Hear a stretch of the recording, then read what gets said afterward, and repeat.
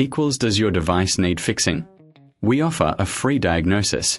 We pick up and deliver right to your door, no calls or travel needed. We send you a quote before repairing, and only go ahead if you approve it. Easy, transparent, and professional. Link in description.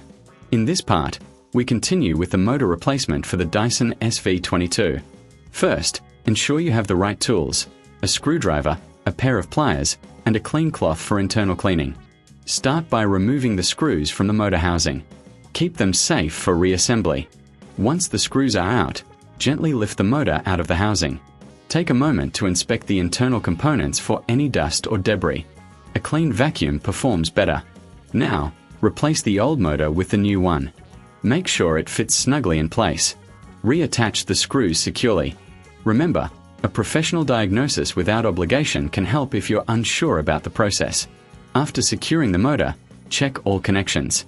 It's crucial for optimal performance. If you need assistance, consider our pickup and delivery at your home service. No calls, no travel, just convenience.